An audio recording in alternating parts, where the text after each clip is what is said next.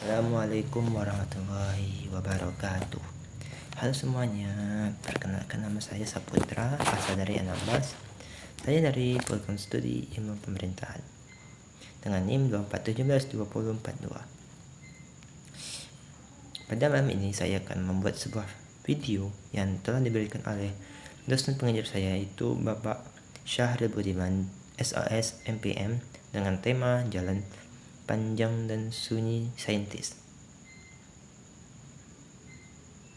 Saya merupakan mahasiswa siswa Raja Haji Tanjung Pinang 2024, dan semoga video ini bisa memberikan manfaat dan juga informasi yang baik. Halo teman-teman, saya sudah sempat beberapa kali menyampaikan bagaimana pendidikan itu sangat penting, bukan hanya untuk anak-anak kita, adik-adik kita, tapi juga untuk kepentingan bahasa dan negara.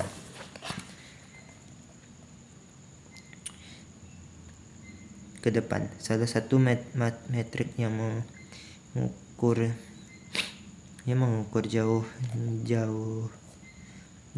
sejauh mana kita sudah mendidik anak-anak kita adalah PISA. Dan tentunya PISA ini merupakan manifestasi dan kapasitas anak-anak kita, adik-adik kita yang berumur 12 tahun dalam konteks kemahiran bahasa dan juga STEM. Sayangnya, skor Indonesia itu masih bisa dianggap cukup rendah, kurang lebih dari 71 dari 78 negara yang diakui. Ini cermin kecil dari bagaimana kita harus menyikapi pendidikan STEM secara khusus untuk Indonesia ke depan. Tentunya ini berkorelasi dengan sistem pendidikan yang ada di rumah tangga, tapi juga sistem pendidikan yang ada di rumah tangga, tapi juga sistem pendidikan yang ada di sekolah, apakah itu sekolah dasar sampai sekolah tinggi yang ada di Indonesia. Tentunya kita juga harus ada keterbukaan mengenai bagaimana kita bisa meraih pendidikan bukan hanya dalam negeri tapi di luar negeri. Beberapa kali saya juga sempat menyampaikan di luar negeri, representasi Indonesia itu sangat minim. Di Amerika, Australia, Jepang, Korea, Tiongkok, Eropa, di lembaga pendidikan yang tinggi dan bermutu di masing-masing negara, Indonesia itu representatifnya kecil sekali.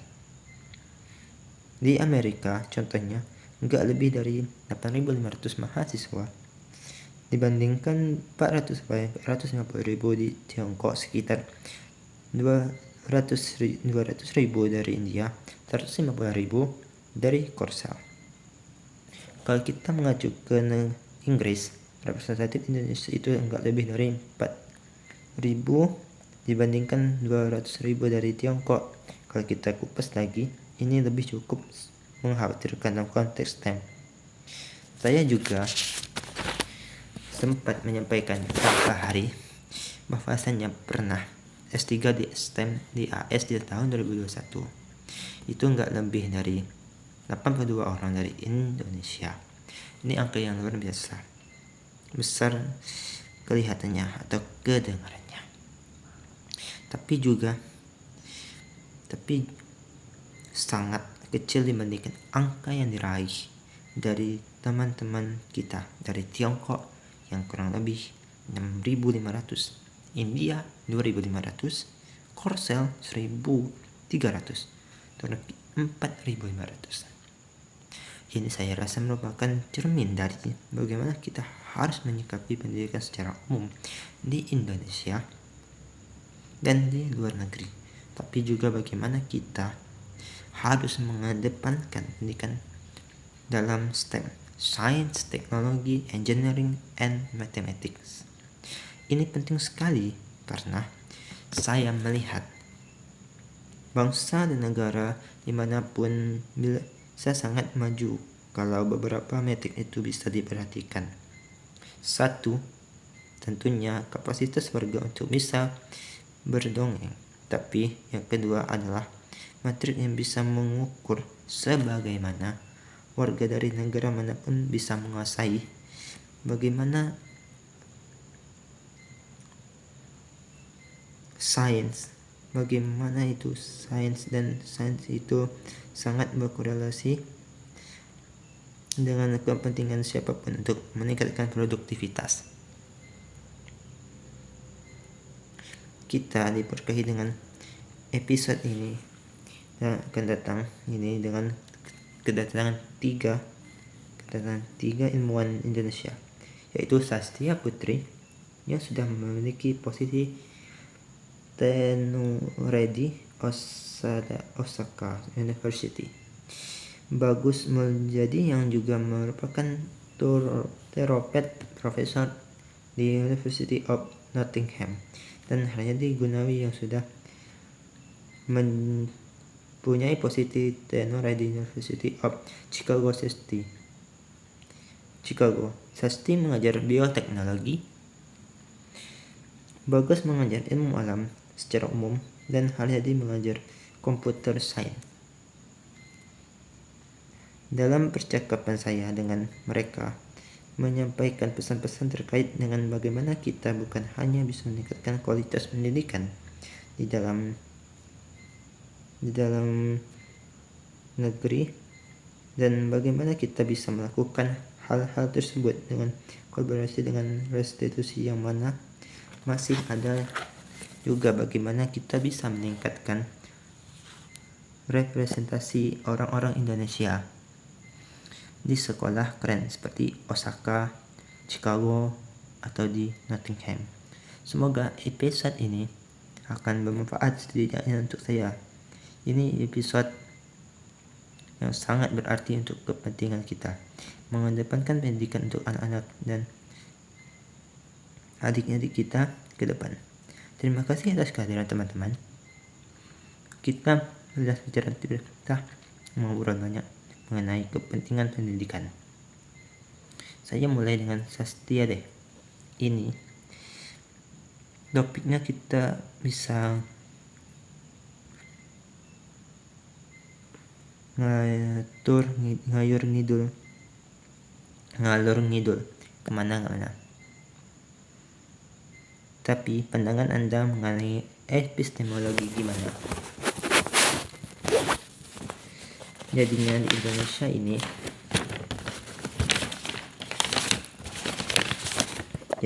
Indonesia ini gimana? Untuk kita bisa lebih mengedepankan epistemologi, menurut saya memang di Indonesia itu kita kurangnya jumlah spesialis dan ahli yang menguasai satu bidang ilmu yang penting untuk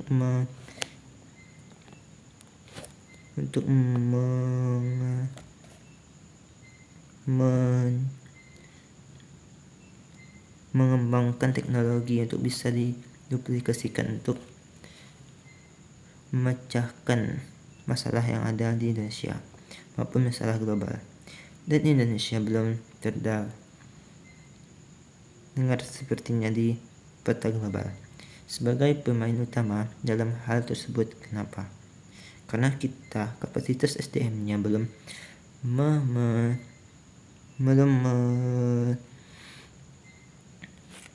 mencapai jumlah yang signifikan. Menurut saya, untuk bisa mengembangkan inovasi tersebut, tapi Anda intinya berhadapan dengan beberapa kendala. 1. Untuk pengedepanan sains itu kurang, dan khususnya yang kedua untuk perempuan lebih masuk ke dimensi ini. Gimana supaya Indonesia itu skalanya gede banget untuk para teman-teman perempuan, dan juga secara keseluruhan untuk gimana mereka bisa berduyun-duyun untuk belajar ilmu empiris. Pertama-tama memang pendapat orang, maksudnya pemahaman masyarakat dari kita kecil, kita bahwa sains itu enggak keren, dan menempuh karir di bidang sains itu juga enggak keren, kan pekerjaannya menguntungkan. Jadi Dianggap bahwa ilmuwan itu adalah orang-orang yang terpanggil dan kita dipaksa di jalan yang sama, dan itu benar. Dan sebagai orang memang terpanggil dan memiliki satu idealisme untuk bisa mengedukasikan dirinya, mengontribusikan ke pakarannya untuk kebaikan. Tapi seberapa banyak orang yang seperti itu? Jika tak ingin berbicara tentang jumlah dan ingin bicara tentang peningkatan jumlah secara signifikan, bahwa ini harus ada satu promosi yang masif untuk kita meningkatkan jumlahnya. Berarti gimana kita harus mengubah dan dari persepsi masyarakat bahwa sains itu bukan hanya penting, tapi esensial dan sangat penting. Negara kita tanpa sains, tanpa teknologi, enggak akan bisa bertahan, enggak akan bisa bersaing. Dan sekarang itu menurut saya masih di level enggak benar-benar ada satu kegiatan yang benar-benar fundamental bisa mengubah segala tatanan dari mulai pendidikan dasar untuk membuat anak muda kita merasa dipanggil. Kalau saya ingin menjadi ilmuwan suatu hari nanti, kan itu sangat penting, esensial, dan merupakan karir yang menguntungkan di masa depan. Jadi dari pertama, minat itu harus ada, dan terakhir penyerapan juga harus ada jika kita ingin menyalakan semangat mereka terhadap sains. Habis itu kita harus memberikan opsi karir yang memang menjanjikan, yang memang masuk akal untuk mereka ingin kejar. Karir di sains, mereka tahu apa yang mereka lakukan setelah lulus.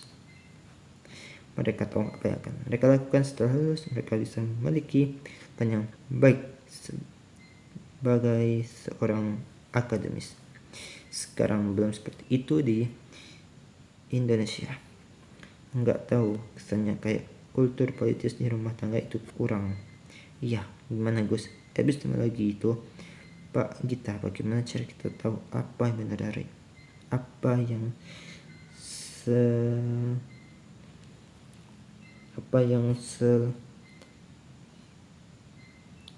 salah,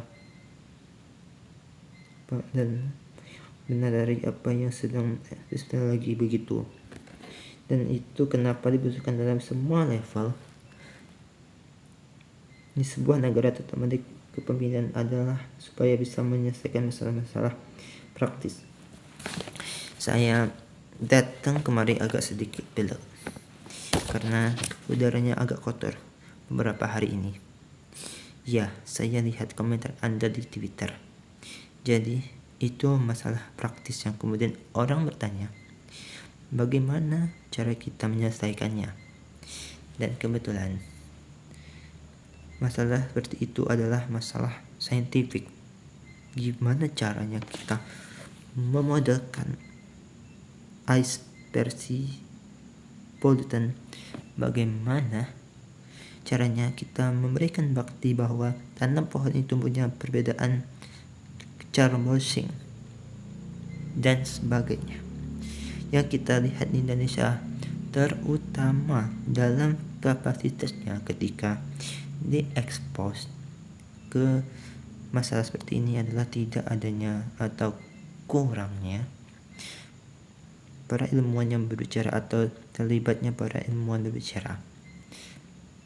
Padahal ini masalah saintis, masalah banjir dan sebagainya adalah masalah saintifik. Jadi kita harus utamakan pola pikir saintifik. Pola pikir saintifik seperti apa? Pola pikir saintifik itu adalah pola pikir yang berbasis eksperimen. Pola pikir yang berbasis skeptisisme, pola pikir yang tidak berkonklusi 100% seperti itu. Nah, kalau di Inggris pada waktu pandemi yang juga adalah peristiwa penting di situ, Shep Medical officernya itu profesor di University of Nottingham, namanya John Fenton. Dia bicaranya, dia punya otoritas saintifik. Saya dokter medis, saya profesor, jadi publik tahu bahwa segala sesuatu yang disampaikan kepada publik ada landasan ilmiahnya, ada risetnya. Jadi ini adalah wake up kalau karena polusi adalah prekursor masalah yang lebih besar, perubahan iklim dan sebagainya, dan Indonesia harus pasti berbicara sustainability, keberlanjutannya semuanya adalah masalah saintifik. Jadi saya lihat Jepang memimpin yang sifatnya sustainable, di AS mulai berbicara tentang itu, di UK mulai berbicara tentang itu. Yang kita coba lakukan di sini adalah selain berbicara tentang hal itu. Baiklah, terima kasih. Assalamualaikum warahmatullahi wabarakatuh.